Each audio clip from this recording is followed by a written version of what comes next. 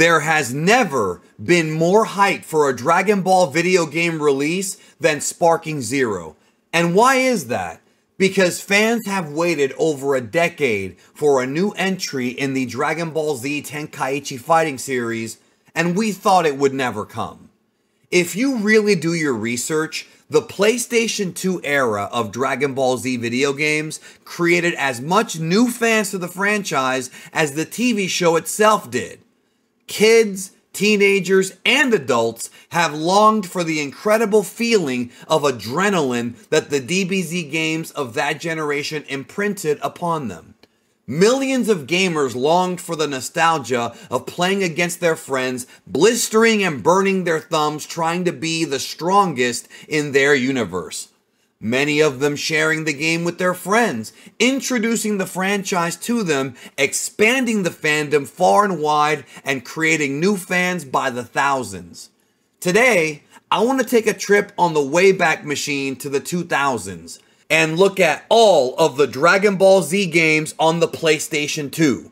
By the end, you'll gain a new understanding and appreciation for the games that gave you hours of joy as a kid and shaped a generation of fans. Do not miss a second of this video. Watch it all the way until the end. You will not regret it.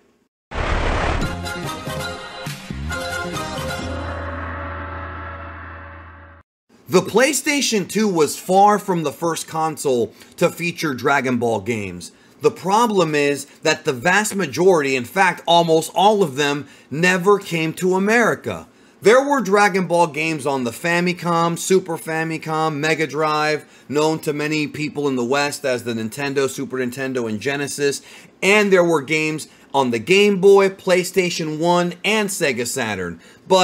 And the majority of these games weren't touched by Western eyes until the era of emulation and mod chipping in the late 90s.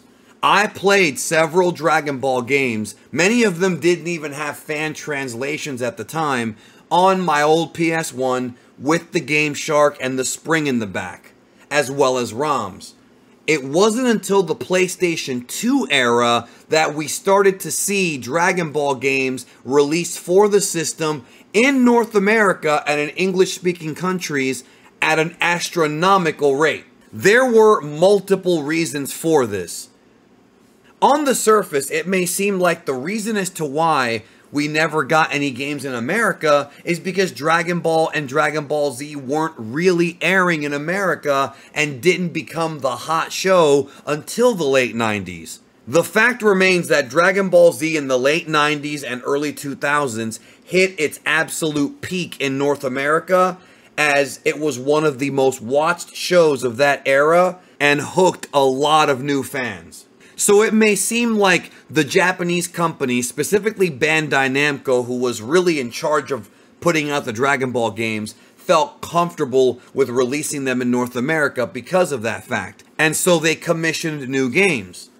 But wait, these games all came out in Japan first. What was going on in Japan? Well, guess what? While Dragon Ball Z was airing for the first time in North America in the late 90s, early 2000s, with new episodes of the Cell Saga, Majin Buu Saga, and of course later GT, and then they finally dubbed original Dragon Ball, in Japan, Dragon Ball was done in 1997. Well, there was an uprising of popularity in Dragon Ball Z in the early 2000s in Japan too. And the two main reasons as to why Dragon Ball got big once again during that time period is because of two major releases of the manga and anime. In the early 2000s, Dragon Ball's manga released the Kanzenban edition, which were known as the perfect edition of the manga, with a slightly new ending from Toriyama and beautiful pages and beautiful new cover art from series creator Akira Toriyama. The manga had become available prior to this, but never in this level of quality. And besides that, early 2000s was also the time when Dragon Ball got its first Japanese home video release with the very first Japanese Dragon Ball Z Dragon Box. Now you have to understand something, and many of you don't know this, but you're about to know. In the 80s and 90s, Dragon Ball's TV shows, that's Dragon Ball Z and GT, never had home releases. The movies you could buy on VHS, but the episodes, people in Japan had to either record them off of television or import the DVDs that were being made by Funimation in North America. And this actually happened. Japan did not get a major DBZ release of the entire series until that first Dragon Box run. Can you imagine being a kid growing up watching this show and not being able to rewatch it unless you taped it off of television or you were watching reruns?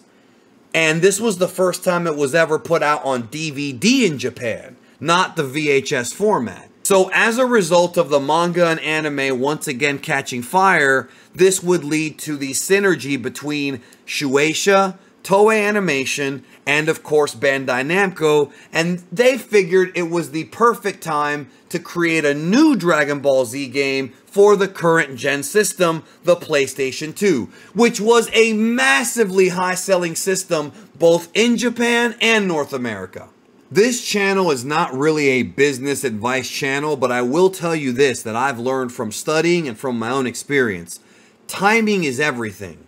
I started my channel here on YouTube, Geekdom 101, March of 2015, not having a clue that Dragon Ball Super was on the horizon. Within about a month or so, it became announced that there was a new Dragon Ball series. Talk about great timing, right? And the same thing happened in the early 2000s. Because Dragon Ball Z was such a massive franchise outside of Japan, there was never a better time to capitalize on the interest and make the most amount of money, and the time came to release a brand new batch of games for the PS2 that fans would eat up. This would lead to the creation of what is known as the Dragon Ball Z Budokai series, which in my opinion still stands as one of the great trilogies in gaming history.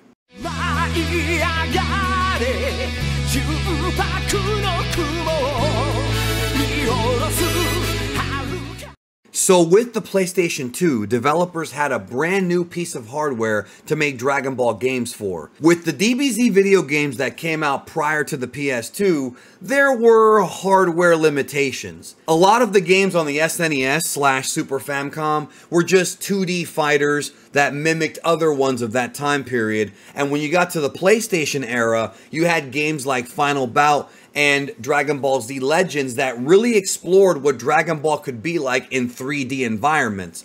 The problem is, well, Final Bout just wasn't that good, and Legends, while an engaging game, didn't really have that much replayability. However, with the PlayStation 2, it was the right hardware at the right time. Once again, the lesson to be learned is timing. Timing is everything. So in 2002, about a year after the PS2 was released and broke a bunch of records, we witnessed the debut of the first Dragon Ball Z game of this era, Dragon Ball Z Budokai, which in Japan was just called Dragon Ball Z. That's it. This was also the first Dragon Ball Z game to actually be released in all of Europe. France and Spain had games prior to this, but now all of Europe could enjoy this new game. So they were serious about really pushing it. And what's interesting about all of this is that it was developed by Dimps and was actually released in North America and Europe before Japan, which is kind of crazy when you think about it, because Japan always got everything first, and throughout the history of DBZ games, only got the games, while North America got nothing for years and years. This is far from a perfect game, but there couldn't have been a better game to put out than this one as far as timing and as far as bringing in new fans. The reason as to why I say this is because Budokai 1 introduced a phenomenal story mode that incorporated voiceovers from the actual anime and cutscenes that showed the plot. So new fans who had never got to see Dragon Ball Z on television had a chance to at least catch up with the story for the early arcs of the Z anime. This game does not have the Majin Buu saga, possibly because the Majin Buu arc had not aired on Toonami yet in North America, so it only goes from the Vegeta saga to the Cell saga. These cutscenes to this day were legendary, and you have to understand that a lot of people back then, their first exposure to DBZ was these cutscenes. And even though I've always been critical of the original scripts of the English dub, with the game, at the very least, it got people hooked on who these characters were and why they should care about their stories.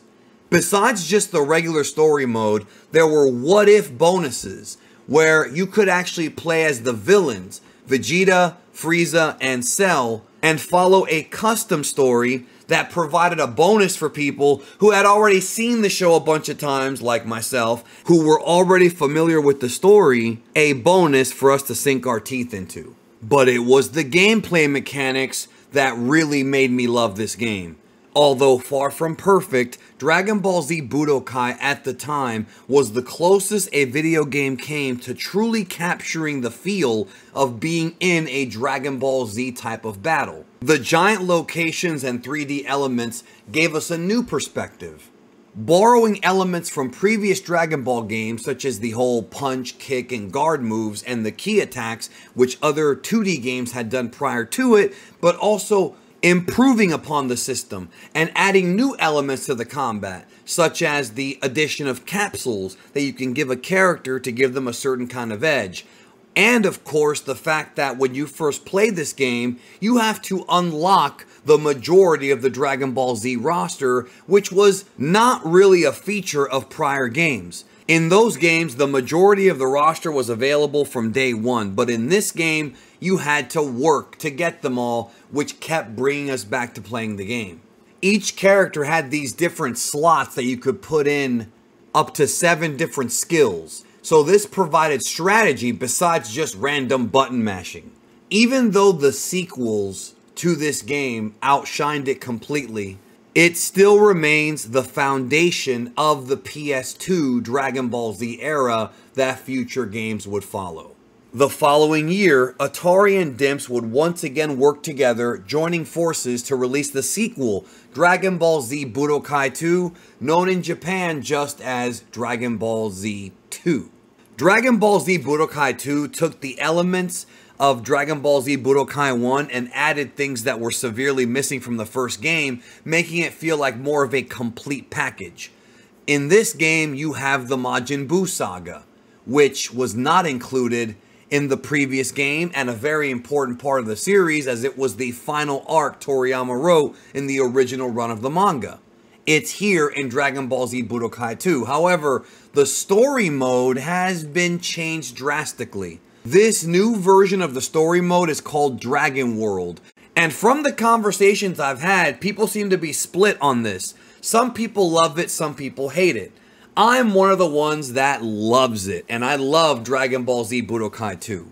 Mimicking aspects of a tabletop board game, you bring together the Z Fighters with Goku to travel across the board to fight the different villains. I like this system. I see no problem with it. But what makes Budokai 2 so special, even to this day, is the unique elements that this game had that no other game has had since. For example, I absolutely love the custom fusions. There are fusions in this game beyond just Gogeta and Gotenks that we saw in the series that were unique to this game. For example, Ten Shinhan and Yamcha would fuse to make Tiencha. You also have Goku fusing with Mr. Satan, which Toriyama did write into the manga as a possibility in Goku's head, and it was in the anime too. Tons of fun with that one. Besides the fusions, you've also got extra absorptions with Majin Buu. Now, in Budokai 1, there was a scenario at one point in the game where Cell can absorb Krillin, and that was kind of a fun little what if, but this one goes to a whole new level. In the Dragon Ball Z series, Majin Buu absorbed several people, but in this game, he absorbs people that he never got a chance to absorb.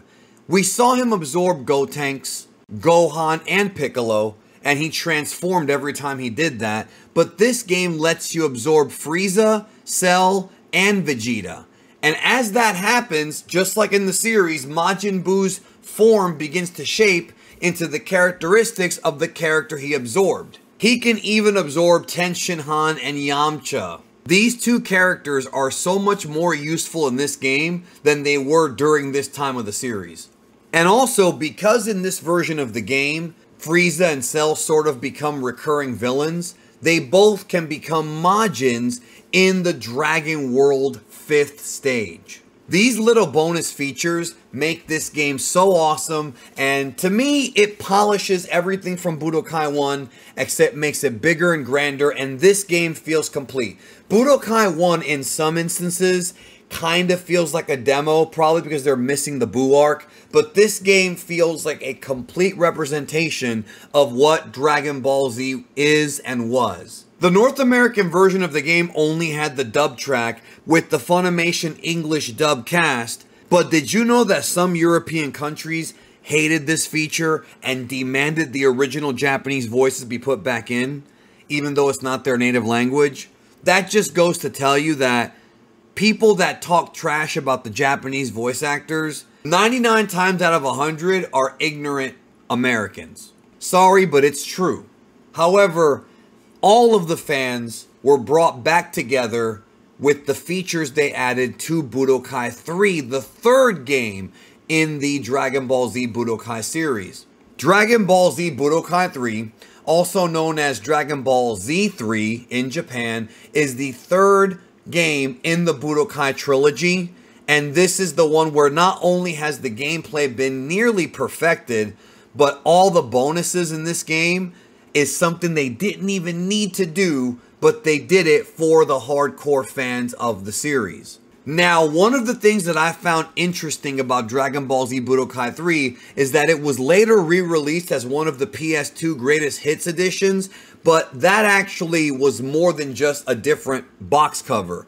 With the Greatest Hits version, you actually have the Japanese voices as an option. So purist Dragon Ball Z fans got to hear the original Japanese voices with subtitles in Budokai 3 if you got the Greatest Hits version as opposed to just the dub voices. This would be a feature that would continue into future Dragon Ball games to where you can pick between the Japanese or English voices, and having that option, I love. I love it, and it's a good idea. 2004 is when this game was released in North America, Australia, and Europe, and it didn't get released in Japan until 2005. With Budokai 3, I think the gameplay finally hit its peak. Dragon rushes and beam struggles were improved upon. The character roster included some parts of GT. Ultimate attacks were better, and the story mode changed once again. This game's predecessor, Dragon Ball Z Budokai 2, featured the board game Dragon World mode, but Budokai 3 has something brand new called Dragon Universe.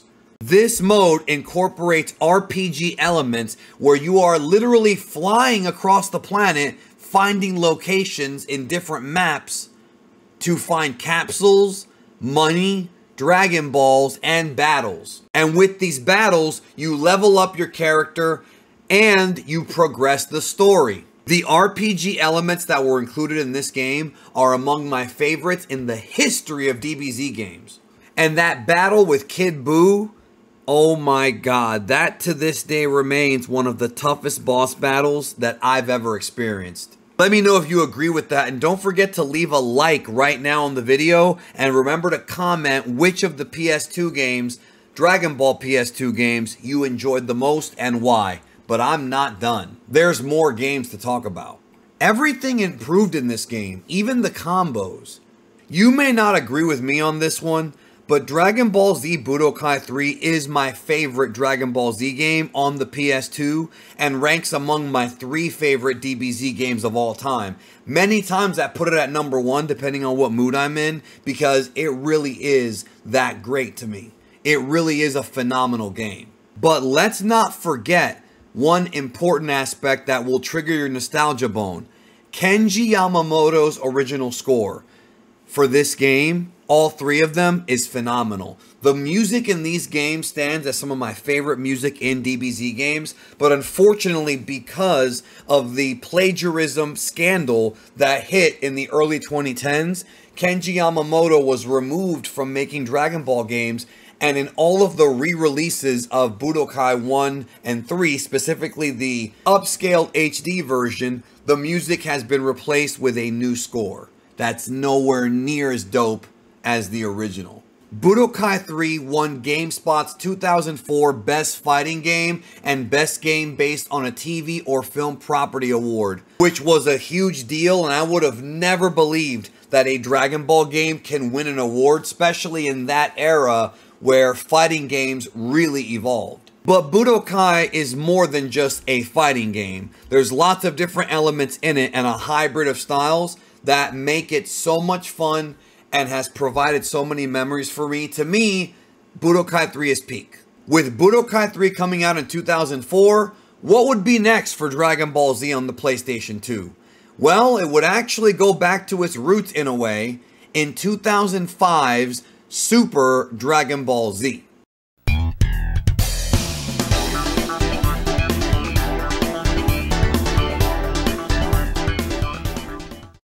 Super Dragon Ball Z took things back to basics, and I loved it. In my opinion, Super Dragon Ball Z is the most underrated Dragon Ball game of all time on the PlayStation 2.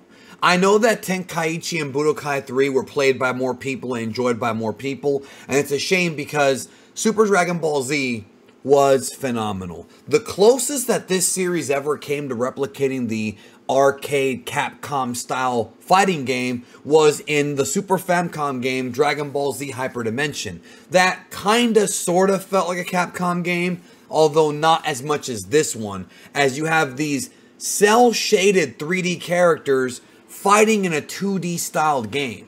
As a kid who grew up in the 90s and played a ton of 2D fighting games like Mortal Kombat, Killer Instinct, Street Fighter, and many SNK games, I was so happy to see a classic 2D Dragon Ball Z game. I almost imagined one as a kid. I remember playing X-Men vs. Street Fighter, and when I would do Ryu's Super Shin Hadouken, I would say Kamehameha, because it looks like a freaking Kamehameha, right? So here, I finally got my game, and this game is super basic. There's not that many different modes, but it's just a lot of fun. It's a lot of fun and a very, very underrated game. And even though I love Tenkaichi 3, this game is the opposite of Tenkaichi 3 in a good way. Tenkaichi is known for having a large character roster. Super Dragon Ball Z has a very, very basic one featuring just the main fighters from the series. Yes, Chi-Chi is playable. Yes, Frieza has like a new weapon, it seems. I think this works because every character plays differently and feels differently. You really should not compare this game to the Budokai series or the Tenkaichi series. It's better to compare it to other arcade 2D fighting fun games, and this one I think is right up there. What made this game special is that Hironobu Kageyama, the Mr. Dragon Ball Z singer from Japan that sings all the DBZ songs, returned to sing a 2005 updated version of Cha-La Head Cha-La that was used in this game and later sold as a single in Japan.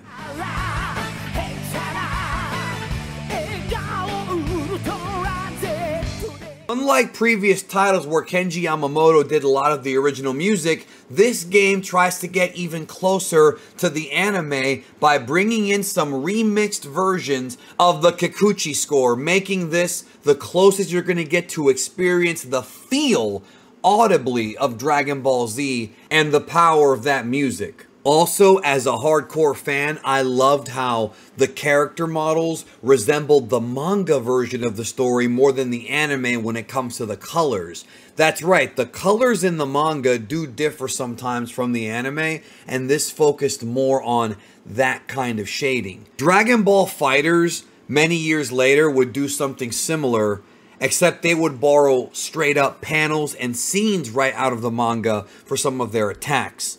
In many ways, Super Dragon Ball Z was something that could be seen as Dragon Ball FighterZ before Dragon Ball FighterZ. This whet the appetite for a 2D competitive Dragon Ball game that we would later get when Dragon Ball FighterZ was released. But I still think that this game has its own merits and can still be played to this day, and you can have a lot of epic matchups with your friends in this game, just like you can in some of the other Dragon Ball Z PS2 games. But unfortunately, not every game on the PlayStation 2 that was a Dragon Ball Z game was great. Most of them are, and we still have to talk about the Tenkaichi series, but before then I want to discuss a controversial entry which came out the same year as Super Dragon Ball Z, Dragon Ball Z SAGAS.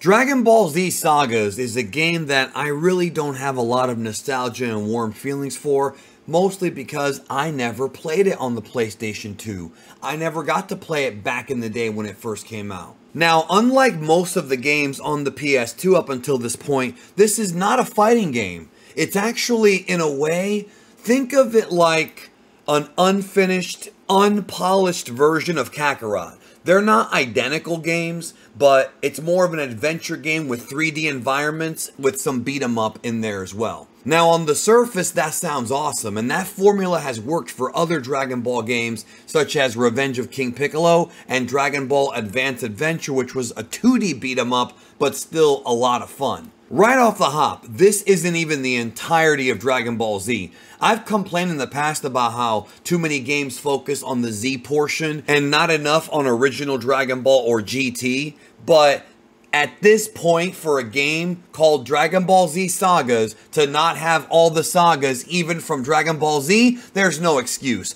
Budokai 1 was the first PS2 game and was released years before this one, and by the time this one came out, the Majin Buu arc was already being played in multiple games. So already, off the hop, you don't even have every story arc. I commend them for trying to take the Dragon Ball games in a new direction, and I've been saying for a long time that I also want different types of games that could be released under the Dragon Ball banner, but this attempt just wasn't what it could have been, especially for the era.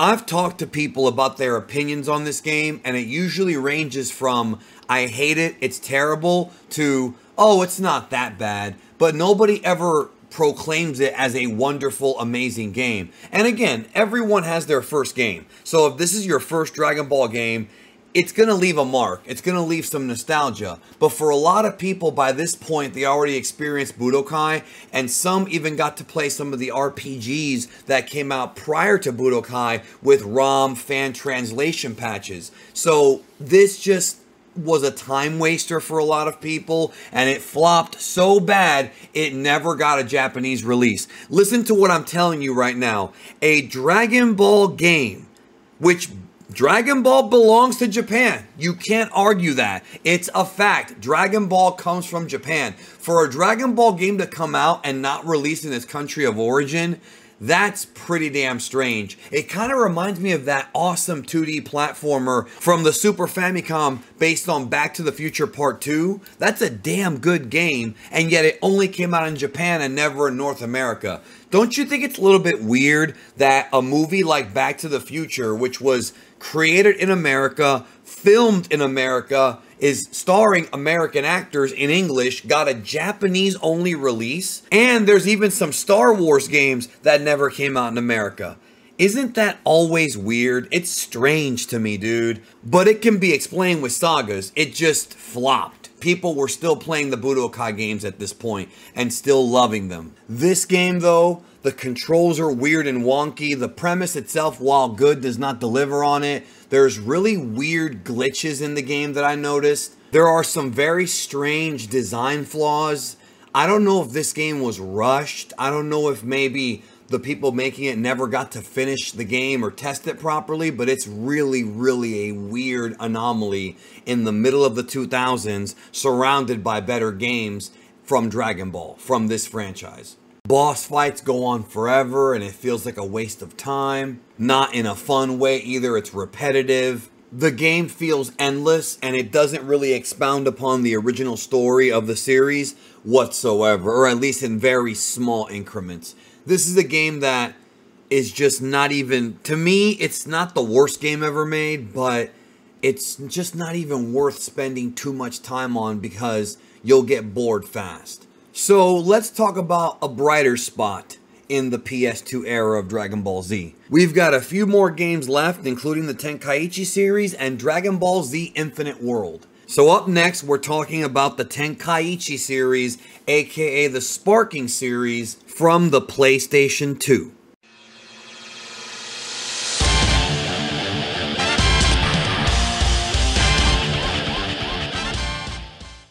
With the reveal of Sparking Zero, it kind of surprised me that so many Dragon Ball fans, even the hardcore ones that love Tenkaichi, didn't know that it was called Sparking in Japan. That's right, Budokai Tenkaichi is the North American name for a trilogy of games known as Dragon Ball Z Sparking, Sparking Neo, and Sparking Meteor. That's Tenkaichi 1, 2, and 3. The reason why the name was changed for the North American release is because of the success of the Budokai series. They decided to bring back the Budokai name, but add Tenkaichi to the end of it because they wanted all the fans of the Budokai games to sort of be, in a way, tricked into thinking it was part of that series. It's not. It's a totally different series of games, which you know if you play them.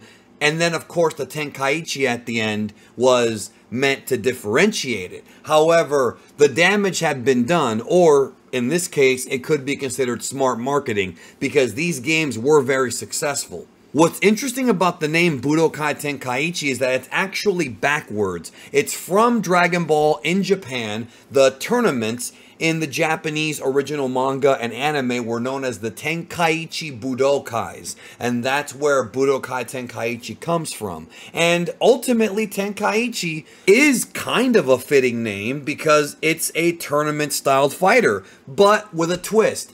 Tenkaichi and the regular Budokai games are, as I said, not the same. The gameplay of the Sparking series differs from the Budokai series. You have this sort of third-person angle of the character you've chosen to fight with, and the camera sort of over the shoulder. From there, you can do various combos, different kinds of ki blasts, utilize skills and strategies to help you win. The Tenkaichi series, especially as it progressed, I feel like was getting a bit more and more technical with how certain things were done, but the one thing that I do not miss about the Tenkaichi games is what it did to my poor controllers. Oh my goodness, this game takes button mashing to the highest possible degree. But you can tell that they did put a lot of thought in making this game different and having it be sort of a Dragon Ball Z fight simulator. This game really feels, more than almost any other game, like you are in the world of Dragon Ball Z, and this is how the fights happen. Now, this may surprise you, but I actually was not a fan of Tenkaichi from the beginning. I never got to play the original Tenkaichi when it came out, and instead, a friend of mine brought over the second game, and that's when I first experienced this series. The first Sparking game was released in 2005, and I want to get this out of the way. The name Sparking comes from the open of Dragon Ball Z, Chala Head Chala, where the last word that Hironobu Kageyama screams is Sparking. This game had a lot of different and unique things about it compared to its predecessors. First of all, transformed versions of the characters are their own playable character. So base Goku is a different character from the transformed versions of him. Also, one of the things I love about this series is that unlike some of the other games that focus solely on the manga or characters from the anime, this goes into movie territory as well as some GT characters as well. I don't think I will ever understand people that want to play video games that are only 100% canon to the source material. I don't want to go into that rant. I'll spare you that rant because it's a video game. Why not make it more fun by adding more characters? And that's the mentality behind Tenkaichi. A huge, gigantic roster is one of the selling points of these games. The first game alone has 64 playable characters, the highest of any Dragon Ball game up until that point, and the sequels would continue to increase the roster. And even though these games were on the PlayStation 2, other platform versions of these games had extras. For example, the Japanese and PAL Wii versions of the game came with 5 extra characters, including Demon King Piccolo and Tao Pai Pai, the cyborg version. I love Tao Pai Pai and always wanted to play as him, but to do that with Tenkaichi 2, I would have to import the game. Yeah, I don't like that, but it is what it is.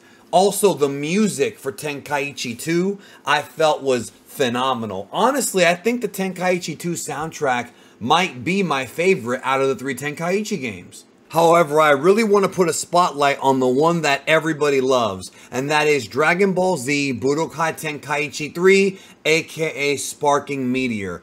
There are people who love this game to pieces. They grew up with it, they have fond memories of it, they love the mechanics, the massive roster. I have seen many people who play more anime games than even I do straight up tell me this is the best anime fighting game ever made. Now, having a large roster can be a selling point, especially with a series as huge as Dragon Ball. But there is a bit of a drawback, and that is that when you have that many different characters in a game, they're all going to play somewhat similar. And because of that, a lot of the characters in Tenkaichi 3 kind of feel, you know, kind of the same. And for a while I had fun with this. For a while just matching up different characters and just seeing their special moves was fun enough for me. But over time, it turned into a thing where there wasn't much else for me to get out of the game. But that's when the modding community stepped up. Did you know that Dragon Ball Z Budokai Tenkaichi 3 is one of the most popular games in the modding community? People have created entire custom rosters, including characters from Dragon Ball Super, which this was years before anybody could even dream of Sparking Zero. It was already made by the fans, and it was updated frequently with new characters. I can't think of another game, at least in the Dragon Ball world, that had this much modding and this many options from the fan community. Now, obviously, modding is controversial because a lot of folks don't think it should be allowed, including some of the companies. However, a lot of times, especially with this game, modding is what keeps games alive. Creating custom versions of games that fans can mess with is a big reason as to why games that you would think people would forget about stay popular. I mean, look at what Nintendo did with Mario Maker. Prior to Mario Maker, there were entire Super Mario World, Super Mario Bros. 3 fan-made games where people were already making their own levels and putting them out online for free. There are hundreds of mods for different Mario games. So what did they do? They took that curiosity and turned it into a game, and that was Mario Maker. I don't believe that Sparking Zero would even have been announced if it wasn't for the modding community and for Bandai and their affiliate companies to see that people wanted more. They wanted Dragon Ball Super characters. They wanted some of the more recent storylines from the Dragon Ball Renaissance. And that is why Sparking Zero even really is going to do so well. Because people have wanted it for so long, and now they're saying, look, take all the Dragon Ball Super characters you want that we couldn't put in previous games, but you're going to pay for it. And that's ultimately good business on their part. Other features that Tenkaichi 3 brought into the series: blast combos, fights at night, the Z-Burst, and one of the things that I really appreciated, the ability to play as characters from Dragon Ball GT and original Dragon Ball. Multiple versions of Baby, some of the Shadow Dragons, Demon King Piccolo, General Blue, Tao Pai Pai, Pilaf Robo, Devilman, Kid Goku, Grandpa Gohan, along with many others, including Arale. And that Just that by itself makes this game awesome. While Budokai Tenkaichi 3 may have been the most popular entry of the PS2 era Dragon Ball games, to me, however, if I'm being honest, I still kind of prefer Budokai 3. Budokai 3 and the story mode in that was so unique and creative, and I prefer that combat a bit more. But Tenkaichi 3, without question, is the most legendary game of the PS2 era, but not the last one. Because up next, we'll cover the final game that would be released on the PlayStation 2 in 2008, Dragon Ball Z Infinite World.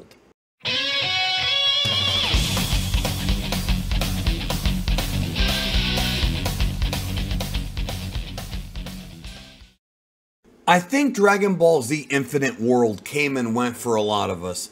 This game was released in 2008, and it was the final Dragon Ball Z game to come out for the PlayStation 2. In 2008, the PlayStation 3 was already a couple years old, and some fans had already moved on to playing Burst Limit. Although that game had its own set of problems and was released earlier in 2008 than this one. Infinite World to me felt sort of like the final hurrah for the Dragon Ball Z games on the PS2. It almost felt like a gift to those who still kept their PS2s and were still playing the games on those systems to get one final game. It sort of reminded me of the last few games on the Sega Genesis years earlier, such as Vector Man 2. Sometimes the last few games on a system can be gems. With Infinite World, it felt like they were trying to go back to basics, and rather than focus on the roster-heavy simulation battle experience of games like Tenkaichi, it felt a bit more like the Budokai series. The roster was smaller, although it did have a few of the movie villains. It brought back the skill capsules from the Budokai games. So it does feel like the unofficial fourth Budokai game, but not many people talk about this game very much. Maybe it came out too late in the life cycle of the PlayStation 2, but it certainly missed me by. I did not play it until very recently, but I gotta say, I kinda like this game. I think this may be one of the more underrated Dragon Ball games. I like the graphics, the music is great, and the ultimate attacks, some of my favorites from the PlayStation 2 era, including the Super Dragon Fist. You may not agree with me on this, and I had fun with Burst Limit, but I think this is a better game. Like, if I could have chosen between one or the other, I'd pick this game over Burst Limit. Burst Limit may have had a cool fighting engine, I mean, I enjoyed it, and better graphics due to it being on better hardware, but it ultimately is an incomplete game, and we know that as a fact now. Whereas Infinite World feels like a complete game and a perfect bookend. When you look at Dragon Ball Z Budokai, the first one, and then look at Infinite World, these are two games that really are incredibly fitting ways to open and close the PS2 era of Dragon Ball Z games. Not only does Kenji Yamamoto return to create new tracks for this game, but Hironobu Kageyama, the singer, performs two brand new songs that were created for this game. I'll be real, it kind of sucks that I didn't get to play this game during the era of the PS2 because, I mean, it's still a great game now, and if you haven't tried it, you should go try it. But, man, did this thing get swept under the rug. Maybe it was just me and my group. Maybe it's not everybody else. But Infinite World should have been a bigger deal, and honestly, hell, my friends should have told me to play this game and really pressed it on me. Because if I had known I was going to have this much fun with it, I wouldn't have waited so many years before trying it out for the first time. And you should try it too. The PlayStation 2 era of Dragon Ball Z games was far from the end. We would continue to get more console games with each subsequent generation, and a few of them are bona fide classics, and in some ways just as good as the ones from this era. But there is no question that the most important era for Dragon Ball Z video games was the games on the PS2, because never before or since have video games created more new Dragon Ball fans at any point than here. DBZ on the PlayStation 2 was a lot of people's gateway drugs into the series and has created hours and hours of fun for millions of people, and that is why I chose to honor this super important era today. Thank you for watching.